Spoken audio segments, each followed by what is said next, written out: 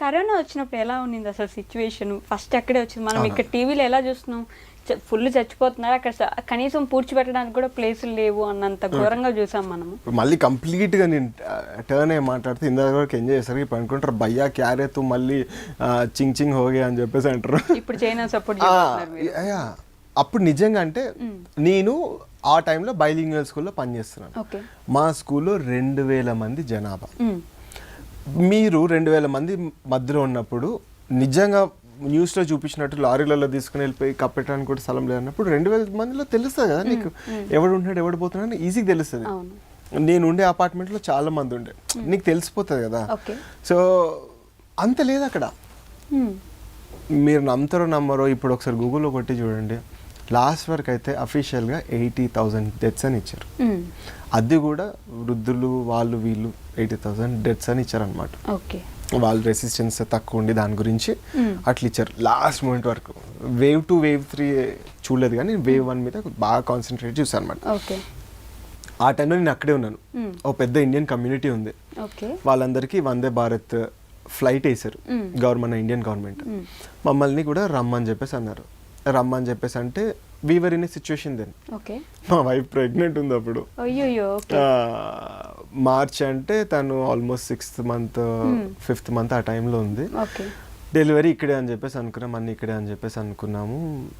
Weaver in a place where వెళ్ళాలా లేదా decision తీసుకోవాలని చెప్పేసి సరే ఉన్నాం, ఎంతో ఎంత ఉన్నాం రాబాయ్ అని చెప్పేసి ఉండిపోయాం అక్కడే. అదే 2020 జూన్లో మా పాప అక్కడే పుట్టింది, చైనాలో పుట్టింది. One of the happiest come saddest come అన్నీ చూసాము అక్కడ, మిక్స్డ్ ఫీలింగ్స్, భయంకరం అన్నీ చూసాము. కానీ సేఫ్గా ఉండింది అక్కడ. ప్రెగ్నెంట్ వింగ్ అనేది కంప్లీట్ డిఫరెంట్. కరోనా వింగ్ అనేది వాళ్ళు పెద్ద పెద్ద ఇన్ఫ్రాస్ట్రక్చర్స్ ఉంటాయి కదా, ఒక మూలకు పెట్టేశారు, అక్కడికి ఇక్కడ సంబంధం ఉండదు. నువ్వు బయటకు వస్తున్నావు అంటే అంటే నాకు ఒక ఐడెంటిటీ కార్డ్ లెక్క మా wife she was carrying, so బయటికి వచ్చి అట్లా చూసి వెళ్ళడం అన్నట్టు ఉంటుంది అనమాట. బయటికి అన్నెసెసరీగా రావడం లేదు. ఓకే, ఫర్ ఎగ్జాంపుల్ ఈ బ్లాక్లో ఒక్క పేషెంట్కి కరోనా వచ్చిందంటే కంప్లీట్ బ్లాక్ సీల్. మనం క్రైమ్ సీన్ కి ఇది వేస్తారు కదా, అది వేసేసి అసలు అందులోంచి బయటికి రానికి ఇవ్వరు, మొత్తం సీల్డ్ అనమాట. ఇంకా అది సో అంత మెజర్స్ తీసుకున్నారు, భయంకరమైన మెజర్స్ తీసుకున్నారు. ఎందుకంటే మీరు చూస్తున్నారు కదా, ప్రజలు ఎట్లయితే గవర్నమెంట్ని విన్నారో గవర్నమెంట్ కూడా ప్రజల్ని అంత టేక్ కేర్ చేసింది కాబట్టి కొద్ది సేఫ్ సైడ్లో ఉండింది. అనుకున్న డెత్స్ లేవు అసలు అక్కడ. యాక్చువల్లీ హాస్పిటల్స్ ఎలా ఉంటాయి అక్కడ అసలు? అంటే వాళ్ళు చూసే కేర్ కానీ, డాక్టర్స్ టెక్నాలజీ కానీ? డాక్టర్స్ టెక్నాలజీ చాలా టాప్ నాచ్. ఒక పాపులర్ యూట్యూబర్ యూకే నుంచి రీసెంట్గా ఇక్కడికి వచ్చి, నేను చూసే వాళ్ళకి తెలుస్తుండొచ్చు, వెరీ పాపులర్ యూట్యూబర్. వాళ్ళు హెల్త్ గురించి చాలా పెడతారు అనమాట. యూకేలో ఉంటారు. కడుపులో స్టోన్స్ వస్తాయి కదా పొట్టలో మనకి, అది వాళ్ళు ఏమన్నారంటే అది తీసేయాలని చెప్పేసి అన్నారు అన్నమాట. ఓకే, సో ఇక్కడ ట్రీట్మెంట్ ఎలా ఉంది అని చెప్పేసి తీయని అవసరం లేదు, ఆ స్టోన్స్ మాత్రమే తీసేస్తామని చెప్పేసి అంటే వాళ్ళు ఇక్కడికి వచ్చి యూకే నుంచి డైరెక్ట్గా వచ్చి చేయించుకుని వెళ్ళారు. ఓకే, విచ్ మీన్స్ ఇక్కడ మాత్రమే వాళ్ళు మొత్తం చాలా రీసెర్చ్ చేశారు. చెప్పేసి సమయాన కథలు అని చెప్పేసి పాపులర్ యూట్యూబ్ ఛానల్, వాళ్ళు చైనాకి వచ్చి, ఎందుకంటే వాళ్ళు ఇట్స్ లైవ్ అందులో ఉంది కాబట్టి చెప్తున్నాను నేను. ఆ టైంలో మేము అక్కడ లేము, if not I would have gone and meet. మా సిటీకి వచ్చారు. మేము అప్పుడు మలేషియాకి వెళ్ళాము, అప్పుడు చిన్న విజిట్కి వచ్చి ట్రీట్మెంట్ చేయించుకుని వాళ్ళు వెళ్ళారు. They are so satisfied. వాళ్ళు హాస్పిటల్లో లేటెస్ట్ టెక్నాలజీస్ ఉన్నాయి అక్కడ, హెయిర్ ట్రాన్స్ప్లాంట్ కానీ, బ్యూటీ కానీ, మేజర్ ఇవి కానీ, కిడ్నీ రిలేటెడ్ ప్రాబ్లమ్స్ కానీ, సోఫిస్టికేటెడ్. అక్కడ చాలా ఇన్ఫ్రాస్ట్రక్చర్ చాలా బాగుంది. మన దగ్గర అంత పెద్ద మెషినరీ లేదు, ఉన్నా కూడా ఇప్పుడున్న పరిస్థితుల్లో చాలా ఎక్స్పెన్సివ్ ఇక్కడైతే, ఎందుకంటే ఎక్కువ మెషినరీ లేదు కాబట్టి. కరోనా మనం చూసినంత, మేము ఇక్కడ చూసినంత ఘోరంగా అయితే అక్కడ లేదు. బట్ తీసుకొచ్చింది వాళ్ళే అని యాక్సెప్ట్ చేశారా పోను? అది ఇంకా ఇప్పటి వరకు అయితే ఎవరు అఫీషియల్గా ప్రూవ్ చేయలేకపోయారు. స్టిల్ అందులో యూఎస్ది కూడా కొంచెం కాన్స్పిరసీ ఉంది, అది ఇది అని చెప్పేసి అన్నారు. వాళ్ళు మొత్తం చేస్తారని చెప్పేసి అన్నారు. చెప్పలేం, పెద్దన్న ఏడనే ఇల్లు పెట్టచ్చు యూఎస్. కానీ end of the day origin మాత్రం వుహాన్లోనే అయింది, అక్కడి నుంచి వచ్చింది. కానీ వాళ్ళు కంట్రోల్ చేయడం చాలా కంట్రోల్ చేశారు. ఎవడు కావాలని చెప్పేసి వాడు నిజంగా చేయాలి అని చెప్పేసి అనుకుంటే వాడి హస్తం లేకుండా ఈజీగా చేసేయచ్చుగా, వాడి పేరు రాకుండా బయటికి చేసేసుకోవచ్చుగా, కానీ అట్లా చేయలేదు. వాళ్ళే అని యాక్సెప్ట్ చేశారు. Yeah yeah okay. But hospitals అయితే ఇన్ఫ్రాస్ట్రక్చర్ కానీ ఎక్సలెంట్ కానీ ఎక్సలెంట్. మీరు వరల్డ్లో ఎక్కడ చూసుకున్నా కూడా China is the top. China is the top, అందులో విత్ నో డౌట్. ఓకే. ఏంటి కొత్తగా వస్తుంది డెవలప్మెంట్స్ ఏంటి ఇప్పుడు చైనాలో ఏం ఆలోచిస్తున్నారు? ఏఐ భయంకరంగా అసలు. నేను టీచింగ్లో ఉన్నాను, ఓకే, మాకు ఏఐ ట్రైనింగ్స్ ఇస్తున్నారు. ఓకే ఓకే, దాని తర్వాత ఆటోమేషన్, ఎక్కడ చూసినా ఆటోమేషన్. ఈ కర్టెన్ వేయాలంటే ఆటోమేషన్, చిట్కేసే లైట్స్ ఆన్ ఆఫ్. మీరు డెవలప్మెంట్ గురించి అడుగుతున్నారు కాబట్టి బిజినెస్ గురించి చెప్తా. Okay. Furniture, I don't think like ఈ మనం కూర్చున్న కుర్చీ కూడా చైనా నుంచి రావచ్చు.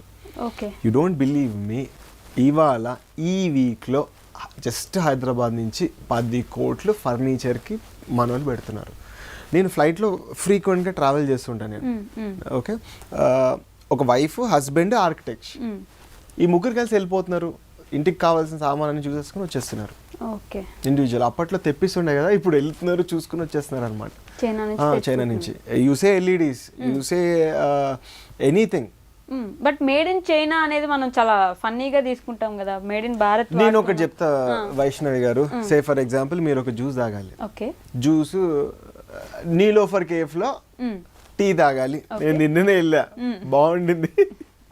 ఓకే, టీ ఎంత అక్కడ? 200 రూపీస్. 200 రూపీస్. మీరు బడ్డీ కొట్టే దగ్గరికి వెళ్ళి 200 రూపీస్ ఇచ్చి టీ తాగుతారా? 10 రూపాయలు ఇస్తాం. మీరు 200 రూపీస్ ఇచ్చినప్పుడు వాడు పేపర్ కప్లు వేసి చెత్తగా ఉంటే మీరు యాక్సెప్ట్ చేస్తారా? సి, మనం ఏది పర్చేస్ చేస్తున్నామో వాడు వాడు చేసిస్తున్నాడు మీకు. ఓకే. నాకు 30 రూపాయల్లోనే కావాలంటే 30లో చేసిస్తాడు, 300 కావాలంటే 300 చెప్పిస్తాడు, 3000 కావాలంటే 3000 చేసిస్తాడు.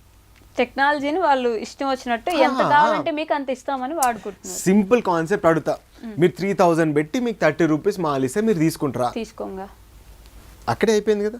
మనం ఏం కావాలనుకున్నామో వాడు మనకు సప్లై చేస్తాడు. అంతెందుకు, ఇప్పుడు యూఎస్కి మొత్తం ఎవరు సప్లై చేస్తాడు? మరి అక్కడ కూడా చైనా మాలు అంత ఇరిగిపెట్టేటట్లు ఉంటాయా? మేము కూడా ఫస్ట్ వెళ్ళినప్పుడు ఏమో కుర్చీలో మెల్ల చూసి కూర్చోండ్రా అంటుండే, ఇరిగిపోతాయేమో అని చెప్పేసి. మనకి ఇక్కడ ఉన్న ఎక్స్పీరియన్స్ అక్కడ గట్టిగానే ఉంటాయి అన్ని. వాళ్ళు అయితే అసలు భయంకరమైన స్టాండర్డ్గా ఉంటాయి అసలు. మొన్న రీసెంట్గా మా పేరెంట్స్ వచ్చారు, వాళ్ళు కూడా ఫుల్, మా ఇన్లాస్ కూడా వచ్చారు, మా వైఫ్ వాళ్ళ పేరెంట్స్ కూడా వచ్చారు. వాళ్ళు కూడా అడ్మైర్ అయ్యారు. వాళ్ళకి కూడా అసలు ఇంప్రెషన్, అంటే ఇక్కడి నుంచి వచ్చిన వాళ్ళకి ఎవరి ఇంప్రెషన్ ఉండదు అసలు చైనా అంటే. వచ్చి వెళ్ళిన తర్వాత మాత్రం మైండ్ సెట్ మారిపోతుంది ఖచ్చితంగా. అంతెందుకు, మీకు నా అన్వేషణ తెలుసు, ఆయనను కూడా వేసుకున్నారు అందరూ చైనాని పొగుడుతుంటే. బట్ అది ఉన్న వాస్తవం అది. బాగుంటుంది చైనా మొత్తానికి, చూడడానికి, ఉండడానికి. ఈ నెపో కిడ్స్ అనే ఇది లేదు, లేకపోతే రేసిజం లేదు. సూపర్ సెట్ ఉండొచ్చు మనం చైనాకు వెళ్తే. 2 ప్రాబ్లమ్స్, మేజర్ ప్రాబ్లమ్స్ నాకు కావాల్సింది. నాకు పర్సనల్గా చెప్తాను, నాకు మాట్లాడడానికి మంది కావాలి, తిన్నీకి కావాలి, మండి కావాలి. ఓకే. మాట్లాడడానికి మండి, తిన్నీకి మండి కావాలి. ఈ 2 దొరకవు అక్కడ. అదే ప్రాబ్లం. అంతే కదా, మనం ఫుడ్ కావాలి మనకి. నాకైతే ఫుడ్ మంచి ఇట్లా కావాలి. తక్కువ తిన్నా కూడా అది తినాలి, ఇది తినాలి, ఇది తినాలి, అది తినాలి అని ఉంటుంది. అవన్నీ దొరకవు అక్కడ. రెండోది, మాట్లాడడానికి మనుషులు, ఫుల్ మనుషులు కావాలి, నాకు హ్యాంగ్ అవ్వాలి అన్నట్టు ఉంటుంది. మనుషులు ఉండరు అక్కడ. మనుషులు ఉండరా అంటే మనతో మాట్లాడడానికి మనుషులు ఉండరు. యుఎస్ కి పోతే మనం తెలుగులో మాట్లాడుకోవాలంటే అరే పక్కనోడు వింటాడు, వానికి అర్థమైపోతా అన్నట్టు ఉంటుంది. అక్కడ నువ్వు ఏం మాట్లాడకుండా మనుషులు ఉండరు అక్కడ. తెలుగు వాళ్ళు, ఇండియన్స్ చాలా తక్కువ. ఓకే. స్లిమ్ పాపులేషన్ అక్కడ. అదొకటి 2 ప్రాబ్లమ్స్ అక్కడ నేను ఫేస్ చేసేది. ఈ 2 తప్పిస్తే అన్నీ ఓకే.